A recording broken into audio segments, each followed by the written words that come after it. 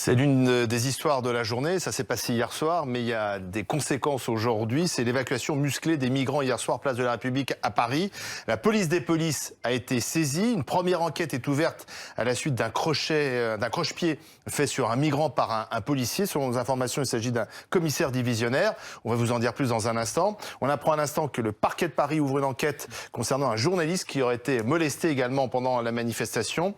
Le bâtonnier de Paris a également protesté puisqu'il y avait des avocats en robe qui, eux aussi, ont été bousculés. Ce matin, le préfet de police de Paris a remis son rapport demandé par le ministre de l'Intérieur, Gérald Darmanin, qui lui-même avait jugé choquantes les images de cette manifestation. Alors, que s'est-il vraiment passé? Pourquoi ça a dégénéré? Est-ce que la police est en train de perdre ses nerfs? On va en parler avec l'organisateur de ce rassemblement hier de migrants en place de la République, c'est Yann Manzi. Bonsoir, vous êtes cofondateur et directeur général Utopia 56. Daniel Simonet, vous étiez sur place? Vous allez nous dire ce que vous avez vu. Vous êtes conseillère de Paris et oratrice nationale de la France Insoumise. Notre consultant sécurité également est là, Guillaume Farbe. Bonsoir Guillaume. Et on va donner la parole tout de suite au policier Denis Jacob, secrétaire général d'Alternative Police, avant d'accueillir le député Chenu qui est à l'Assemblée nationale. Monsieur Jacob, bonsoir. Mais que s'est-il passé? Vos collègues ont pété les plombs hier? Non, pas du tout. Mes collègues n'ont absolument pas pété les plombs et en tous les cas ont essayé de faire du mieux qu'ils pouvaient sur cette affaire place de la République. Alors il y a certes deux affaires en cours d'instruction de l'IGPN et il n'est pas question d'aller contester un seul instant les images qu'on a pu voir et l'IGPN dira et établira les responsabilités. Pour autant, moi ce que je pointe ce soir, c'est la responsabilité des autorités elles-mêmes et j'attends également de l'IGPN que M. Darmanin a diligenté, qu'elle fasse une enquête pour établir les failles qui ont pu avoir lieu et pour lesquelles j'ai certains éléments aujourd'hui pour dire que le dispositif qui a été prévu pour gérer ce rassemblement qui, je le rappelle, était un rassemblement illégal puisqu'aucune autorisation n'a été accordée. Donc je rappelle aussi que vis-à-vis de la loi, quand il y a un attroupement sur la voie publique et que ça pose une question de trouble à l'ordre public, eh bien la police elle est là aussi pour faire son travail et faire en sorte que ce trouble cesse dans les meilleurs délais. Donc s'agissant... Oui. Non, simplement, je voudrais vous dire quelque chose. Oui, le dispositif, mais je voudrais quand même vous dire quelque chose, parce que ce qui choque, c'est notamment l'image de ce croche-pied fait sur un migrant par un policier. Selon les informations recueillies par notre journaliste Raphaël Maillochon, il s'agit d'un commissaire divisionnaire de la BAC 93 Nuit. Donc on est quand même assez stupéfait d'apprendre que c'est un commissaire qui se permet ce type de dérapage. Écoutez, je dirais que quel que soit le grade dans la police nationale, ce genre de comportement, de geste, n'a pas lieu d'être. C'est d'autant plus grave, bien évidemment, quand il s'agit d'un haut gradé, puisqu'il est censé lui-même montrer l'exemple à ses troupes. Moi, ce que je dis, et c'est important de le dire parce que vous parlez, je n'ai pas cette information, hein, c'est vous qui me la prenez, d'un commissaire divisionnaire de la BAC 93. Moi, ce que je pointe du doigt, c'est pourquoi les effectifs de la direction de l'ordre public et de la circulation de la préfecture de Paris, qui est un service qui est censé gérer le maintien de l'ordre, n'a pas été prolongé dans sa mission, puisqu'ils sont censés finir en fin d'après-midi, enfin en début de soirée, puisqu'ils terminent leur service vers 20h. Pourquoi, sachant qu'il y avait ce rassemblement illégal, pourquoi n'avons pas décaler un certain nombre d'effectifs de cette direction qui est formée, qui est habituée à la gestion des rassemblements de manifestations du maintien de l'ordre? Pourquoi on ne les a pas décalés le temps qu'il fallait, plutôt que de dire ben non, vous pouvez rentrer chez vous, et d'employer des effectifs qui, eux, quoi qu'il en soit, ne sont pas prévus pour gérer du maintien de l'ordre. Donc en plus, il y a une mauvaise gestion alors. Il y a une mauvaise gestion des effectifs et du dispositif. Restez avec nous, parce que je voudrais faire réagir ceux qui étaient sur place, c'est-à-dire l'organisateur Yann Manzi et Daniel Simonet, comme élu politique. Yann Manzi, quand vous apprenez que c'est un commissaire divisionnaire qui commet ce croche-pied, alors c'est un policier, hein, il ne s'agit pas d'accuser toute la police, mais là, on a un fait précis. Alors, je voudrais déjà rectifier une petite chose, on n'est pas les organisateurs, c'est les exilés. Et à la demande des exilés, en accompagnement avec les exilés, qu'on a fait cette action. En rien, on est les organisateurs. Ouais, c'est pas les migrants afghans qui ont décidé d'aller place de la République précisément avec leur tente. tout C'est seul. les migrants qui nous Tout ont seul. dit il faut faire une action de visibilisation. La chasse qui est organisée depuis mardi soir et le millier de personnes qui n'a pas été pris en charge par l'État et qui a été dispersée sur le territoire. Et depuis mardi soir, nous vivons dans Paris et les images l'attestent. Depuis Une le chasse démantèlement du camp qui était du côté de Saint-Denis. C'est ça, et 1000 personnes sur le carreau. Et la place de la République, c'est vous qui l'avez choisi.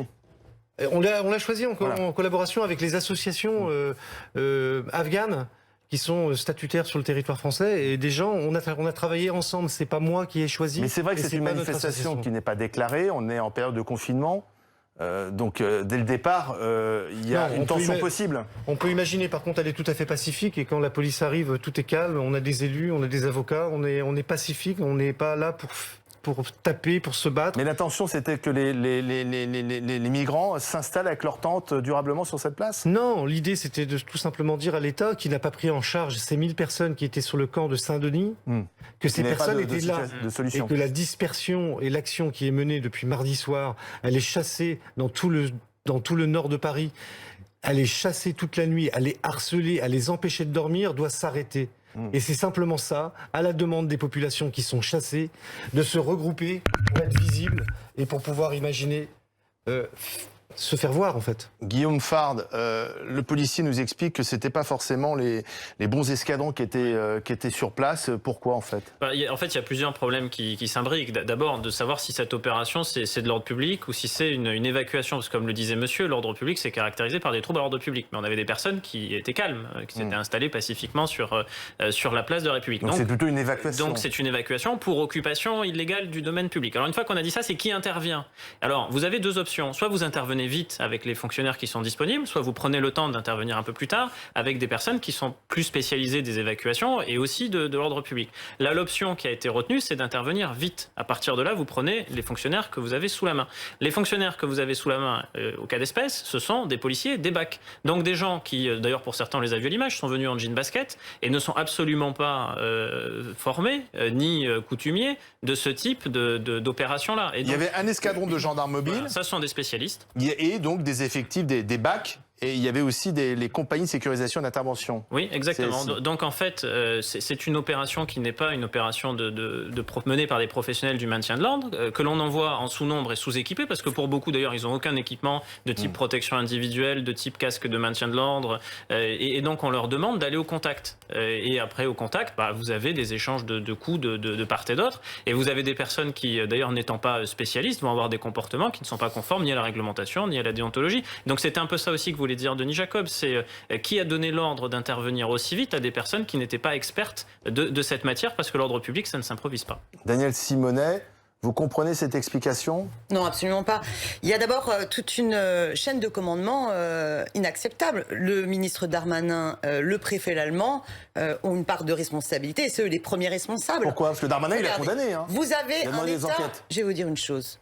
Ce qui est grave, c'est pas simplement de voir un commissaire divisionnaire de la BAC en train de faire des croche-pieds, en train de taper, donc en train d'user de la force de manière totalement disproportionnée. Ce qui est totalement inadmissible plus globalement, c'est quand vous avez 500 à 1000 personnes à la rue, à Paris, en pleine situation de confinement, avec l'hiver qui commence. Quelle est la réponse du pouvoir? C'est d'envoyer les matraques, d'envoyer les gaz lacrymogènes, au lieu de mettre à l'abri tout le monde. C'est ça le scandale. C'est ça qui est inadmissible. C'est ça qui est intolérable. Et je vais vous le dire, l'État est hors la loi. Parce qu'il y a une obligation d'hébergement inconditionnel pour toutes les personnes, quelle que soit leur situation administrative. Vous avez ici des demandeurs d'asile, ils doivent être hébergés. Vous avez des déboutés du droit d'asile, eh bien la loi prévoit également l'obligation pour l'État de les mettre à l'abri. Vous avez parlé en plus du contexte sanitaire de confinement, mais raison de plus pour l'État, s'il n'est pas capable, pour des raisons humanitaires, pour des convictions républicaines, de mettre ces hommes et ces femmes à l'abri, qu'il le fasse au moins sur les questions sanitaires. Non, même pas. Et résultat, où en est la situation?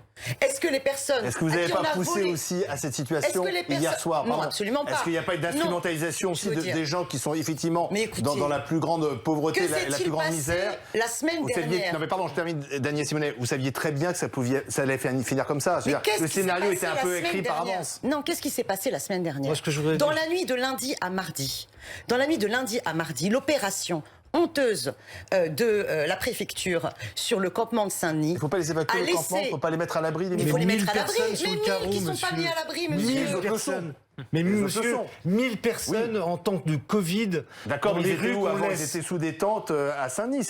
La situation n'était pas Non, mais meilleure. mais monsieur, il fallait les mettre à l'abri. Bien sûr. Ces populations, par contre, il fallait pas. Mais pourquoi on les a pas tous mis à l'abri? C'est ce que je ben, comprends Mais pas. monsieur, problème. bah voilà, on en est là. Pourquoi sur les 3000, il y en a 1000 qui On se les a retrouvent dehors? chassés. Demandez. On les a chassés Alors, dans je la vous pose rue. la question. Moi, parce que vous je êtes pose la en relation question. avec eux. On pose la question à la préfecture. Quelle est cette manipulation? Pourquoi, alors que les associations ont dit à l'État que c'était un des plus gros démantèlements parisiens, qu'il y allait avoir beaucoup plus de 3000 Il y en a personnes. malheureusement régulièrement des démantèlements. Et ben voilà, donc qu'est-ce qu'on fait? 65e opération de démantèlement, parce que l'État ne planifie pas les solutions d'hébergement et a une gestion totalement indigne. Mais de ces simplement exilés. sur hier soir, est-ce qu'il n'y avait pas le risque justement de ces tensions, de ces affrontements? Lorsque vous décidez de mettre, de faire cette opération spectaculaire, illégale, en temps de confinement, avec des militants, des responsables monsieur, politiques, ils sont est-ce qu'on ne crée pas la situation Monsieur, pour que ça termine mal? C'est à la demande de ces populations, monsieur. Nous ne sommes pas les organisateurs de mouvements comme Mais ça. est-ce qu'il n'y À la avait pas un demande- piège en fait tendu Monsieur, aux mais forces elles de sont l'ordre? Monsieur, Elles ils sont sont condamnées à cachés, être dans la ils sont rue. cachés sous les ponts, chassés par la police toute la nuit, dans l'impossibilité de dormir. Entendez, monsieur, que si eux, ils restent isolés et ils sont pas en masse et visibles, ils sont perdus d'avance. Alors, je voudrais que Sébastien dans la Chenu... rue, hein. On meurt dans la rue. Je voudrais que Sébastien Chenu, le député du Nord, porte-parole de l'Assemblée nationale, réagisse. Il est en direct de l'Assemblée nationale. On a une police en roue libre, hors de contrôle. Non, ce que je crois, c'est que c'est la rencontre hier soir à la fois d'une irresponsabilité manipulatrice que sont toutes ces associations politisées soutenues par la France Insoumise qui mettent des pauvres gens place de la République pour créer les conditions d'un conflit alors que la manifestation est illégale. Et c'est la rencontre avec un État à la fois incompétent, qui ne sait pas procéder à une évacuation en public, qui met ce qu'on appelle des baqueux évidemment sur la place alors que ce n'est pas leur rôle, et qui derrière est lâché. Ces policiers sont lâchés par Gérald Darmanin. Donc on a à la fois d'un côté des irresponsables qui essaient de faire avancer un agenda politique qui est celui de la régularisation de gens qui n'ont rien à faire sur notre territoire, et de l'autre côté un gouvernement qui est incapable et qui en plus d'être incapable lâche les siens au milieu des opérations. Donc évidemment notre pays est pris en tenaille. Qui agissent mal? Il faut toujours sanctionner quelqu'un qui agit mal dans le cadre de sa profession, et je crois que pour ce croche-pied, il y a une enquête qui a été ouverte. Je ne sais pas si d'ailleurs on en a fait aussi pour tous les croche-pieds faits aux gilets jaunes, mais je crois qu'il faut évidemment toujours sanctionner quelqu'un qui se comporte mal, mais on doit soutenir d'abord ces forces de l'ordre, et on doit surtout leur donner la capacité de maintenir l'ordre et d'évacuer un terrain lorsqu'il est occupé illégalement. Ces gens n'ont rien à faire chez nous, ces gens sont probablement des gens malheureux, mais nous n'avons pas la capacité de les nourrir, de les accueillir, de les héberger. Donc nous leur demandons de rentrer chez eux puisqu'ils sont déboutés du droit d'asile, c'est-à-dire qu'ils ne respectent pas notre loi. Nous leur avons dit non, ils n'ont pas la capacité à se maintenir sur notre territoire. L'État, à travers Gérald Darmanin, est incapable en réalité d'assurer aux Français cette sécurité minimale qui est celle de faire respecter la loi sur notre sol. Alors Sébastien Chenu dit ces personnes-là sont déboutées du droit d'asile. Quel est leur statut, vous qui les avez rencontrés? Non, c'est pas vrai. Il dit n'importe quoi, comme souvent, ce monsieur. Et moi, ce que je peux dire à ce monsieur, c'est certainement à cause de la montée du nationalisme qui se passe ça. Ce qui se passe dans notre pays aujourd'hui, que certaines forces de l'ordre se comportent aussi tout simplement de cette façon-là, parce que c'est des gens, bien sûr, qui font partie de ces mouvements nationalistes, et qu'il y a un vrai problème dans notre pays aujourd'hui sur ce sujet-là. Vous parlez des policiers? Bien sûr. Vous dites que les policiers sont... Je ne fais pas de généralité, monsieur. Je dis qu'il y a un pourcentage dans cette police qui se comporte très très mal, que le sujet, on ne veut pas en parler. Par contre, c'est une réalité que vivent les exilés, que vivent les associatifs à Paris, à Calais et dans toutes les régions de France où on travaille au plus près de ces populations, et que ce n'est pas un sujet anodin. Et ça ne concerne pas ça concerne une frange de la police. Alors je voudrais me tourner vers le policier, puisque vous portez des accusations graves. Est-ce qu'il faut faire le ménage dans la police, Denis Jacob? Alors écoutez, permettez-moi déjà de réagir. Je suis scandalisé par de tels propos, et scandalisé au fait de dire qu'on ferait de la chasse aux migrants toutes les nuits pour déloger ces individus quand ils étaient sur Saint-Denis, le long du périphérique, porte de la Chapelle. Ça a duré pendant des mois. Ils étaient où, ceux qui critiquent aujourd'hui l'intervention d'hier soir? On ne les a pas entendus, si ce n'est que d'organiser des mouvements, effectivement, dans un contexte politique particulièrement polémique sur la loi sur la sécurité globale. Donc moi, je suis une fois de plus scandalisé qu'on utilise la police, d'un côté comme de l'autre, pour faire valoir des arguments qui ne tiennent absolument pas la route. Pour répondre à votre question, Le ménage, il est fait. Il y a plus de 3000 sanctions qui sont prises par an dans la police nationale sur des collègues qui ne se comportent pas bien. À chaque fois qu'il y a des faits, des faits concrets, notamment par des vidéos qui démontrent des actes inadmissibles qui n'ont pas à exister dans la police nationale, mon organisation syndicale a toujours été celle qui les a dénoncés. Parce que, je vais reprendre une expression que j'ai citée par ailleurs dans la journée chez l'un de vos confrères, moi je suis rentré dans la police nationale il y a une trentaine d'années, et à l'époque on m'a dit, si tu veux être respecté, il faut être respectable. Eh bien voilà, quand on veut être policier, et pour être respecté, il faut être respectable. Donc tout ce qui est contraire à la déontologie... les policiers, ça peut aider à justement repérer les mauvais comportements. Pardon ? Du coup, filmer les policiers, ça aide à repérer les mauvais comportements.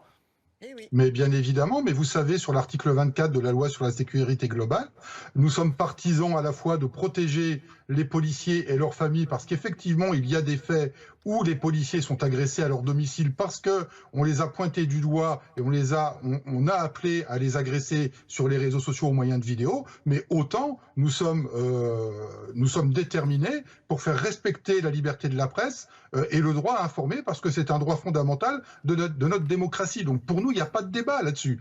Bien évidemment que tout le monde continuera à filmer, les journalistes comme les citoyens, et que tout ce qui sera contraire à la déontologie de la police devra être transmis à la justice pour que les enquêtes soient diligentées. Il n'y a pas de contestation là-dessus. Et pour répondre sur le ménage, quand j'entends qu'on serait un certain pourcentage de... Je vais prendre un terme fort, puisqu'en fine, c'est ce que monsieur veut dire, qu'on serait des fachos. Je lui rappellerai quand même qu'en 2018, il y a eu des élections professionnelles. 95% des policiers qui se sont exprimés, donc qui ont voté, se sont prononcés pour des syndicats républicains, dont le syndicat majoritaire aujourd'hui est catalogué par certains de syndicat de gauche. Alors, excusez-moi, il y a peut-être une frange de policiers d'extrême droite, mais personnellement, j'en connais pas. Merci Didier Jacob. Didier Simonet, il y a tout ce débat autour des images. Peut-on oui ou non filmer les policiers avec le projet sécurité globale qui est d'ailleurs soumis au vote aujourd'hui. Le paradoxe, c'est que le ministre de l'Intérieur a lui-même regardé les images filmées, il les a jugées choquantes et c'est sur la base de ces images que des enquêtes sont aujourd'hui ouvertes contre certains policiers. Donc on voit bien qu'il ne faut pas adopter cette loi sécurité globale qui va organiser la surveillance généralisée de tout le monde, sauf des citoyens et des journalistes qui n'ont pas le droit de filmer la police. Donc c'est totalement inacceptable, cet article 24, ainsi que la globalité de la loi. C'est extrêmement grave. On a le droit de filmer, il faut être précis. Il sera toujours possible pour un journaliste de filmer, mais on ne peut pas utiliser les images pour un acte de malveillance à l'égard des policiers. C'est l'utilisation des images qui sera contrôlée. La loi déjà interdit d'utiliser de façon malveillante pour attenter à l'intégrité physique de qui que ce soit les images. Donc ça c'est déjà dans le cas. Donc il faut que cette loi sécurité globale ne soit pas adoptée. La mobilisation est importante. Mais maintenant, que se passe-t-il? Ils sont où ces réfugiés, ces exilés? Ils vont dormir où ce soir? Quelle est la proposition du gouvernement? Parce que le problème, c'est celui-là. La mairie de Paris propose de les héberger. La mairie de Paris propose des lieux. Par exemple, les parcs des expositions qui sont absolument pas utilisés en ce moment. Mais la mairie de Paris a pu le faire plus tôt, d'ailleurs. Il y a aussi les hôtels. Il y a aussi les hôtels qui pourraient être réquisitionnés par le gouvernement. C'est une compétence de l'État, la question de l'hébergement des réfugiés. Pourquoi est-ce que l'État ne sursoit pas et n'accepte pas ces propositions? Maintenant, ce qu'il est vrai, c'est que moi, j'estime que du point de vue de la mairie de Paris, même si c'est de la compétence de l'État, quand il y a une telle urgence humanitaire, il faut, même sans l'accord, et l'accord est donc le financement de l'État, ouvrir des lieux. Il y avait des élus Parce de que la quand mairie il y a une urgence humanitaire comme celle-là, on ne laisse pas les personnes en situation de danger pour leur intégrité physique à dormir dans la rue. Paris est une ville riche, rappelons-le. Guillaume Fard, c'est vrai que ce qui s'est passé hier intervient en plein débat sur la loi sécurité globale, en tout cas sur cet article 24 qui pose beaucoup de problèmes. Oui, d'abord, il ne faut peut-être pas réduire la proposition de loi au seul article 24, parce que la proposition comporte 32 articles et la question de la captation d'images de policiers et de gendarmes, c'est un article sur 24. Le reste, ça parle de sécurité privée et de police municipale. Ça a quand même son importance parce qu'il y a des débats de fond sur qui doit assurer la sécurité en France. Est-ce que ce sont les seuls policiers et gendarmes? Est-ce que ce sont d'autres qu'eux? Les polices municipales et la sécurité privée? On ne parle pas du tout de la sécurité privée. Il y a des enjeux très lourds à l'approche des Jeux Olympiques 2024. Très inquiétant d'ailleurs. Oui, mais ça demande un débat. Exactement. On est focalisé uniquement sur cet article. On ne peut pas réduire cette loi. C'est le problème des lois fourre-tout. Exactement. Il y a plusieurs sujets. Il y a l'interdiction des mortiers d'artifice. Enfin, il y a beaucoup d'articles. Ça mélange un peu les sujets. Mais on ne peut pas réduire tout le débat à cette loi. Et on ne peut pas dire dire qu'on rejette l'intégralité de la loi sur le seul fondement de cet article. Ah non, moi, il y a bien d'autres. Il y a énormément de raisons de rejeter Ça, cette c'est la loi. Il y a première chose. énormément de Maintenant, raisons sur de l'article rejeter cette 24 en loi. lui-même, le problème essentiel, c'est un problème de droit puisqu'on parle d'une loi, c'est qu'il crée un délit qui est un délit d'intention et que ça, juridiquement, c'est un peu fragile, que la censure du Conseil constitutionnel, elle est très probable pour ne pas dire certaine. Jean Castex va saisir lui-même le Conseil constitutionnel. Mais en réalité, comme c'est une proposition de loi et pas un projet de loi, ça passe pas pour avis devant le Conseil d'État. Et peut-être que si c'était passé pour avis devant le Conseil d'État, le Conseil d'État aurait dit que cet article a de très grandes chances d'être censuré par le Conseil constitutionnel. Donc on en fait des caisses, si vous me permettez cette expression un peu cavalière, sur cet article-là. Qui finalement passera peut-être jamais. Alors qu'il y a des sujets qui sont des sujets essentiels sur l'organisation de la sécurité du pays, notamment les polices municipales. Il y a de grands affrontements doctrinaux entre le ministre de l'Intérieur, le maire de Grenoble par exemple. Est-ce qu'il faut les armer? Est-ce qu'il faut les armer d'armes létales? Est-ce que c'est aux collectivités d'en faire plus en la matière? Ce sont des sujets de fond qui ne sont du coup pas abordés et on se focalise sur un article qui lui a de fortes chances d'être censuré. C'est votre avis, Sébastien Chenu, vous qui êtes à l'Assemblée pour justement voter cette loi? Oui, absolument. C'est une toute petite loi, en fait. C'est une petite loi qui ne va pas ramener la sécurité dans notre pays. Ce sont des ajustements techniques. Nous, on est favorable et on l'a proposé à ce que, par exemple, les communes de plus de 10 000 habitants puissent avoir des polices municipales qui soient créées dans ces villes de façon automatique. Bon, ça n'a pas été retenu, évidemment. C'est une toute petite loi. Et cet article 24, la responsable de la France Insoumise sur le plateau ne connaît pas son dossier, n'empêchera pas, évidemment, les gens de filmer. Et Madame Simonet pourra aller filmer des policiers en action. Les journalistes pourront continuer, et heureusement, à faire leur travail. C'est simplement destiné à protéger des policiers qui retrouvent leur visage sur les réseaux sociaux avec leurs adresses pour des règlements de compte. Donc c'est une toute petite loi qui ne mérite pas autant d'affrontements, à mon avis. Ce que la sécurité mérite, ce sont des moyens et une volonté politique. On a vu que Gérald Darmanin était capable, dans l'hémicycle ici, de défendre la police, et puis sur le terrain, de les lâcher. C'est ça qui est consternant, c'est qu'il n'y a pas de volonté politique derrière. Merci Monsieur Chenu, je vous laisse repartir en séance puisque le vote va intervenir. Ah bah tiens, d'ailleurs il est intervenu visiblement, enfin en tout cas dans le résultat.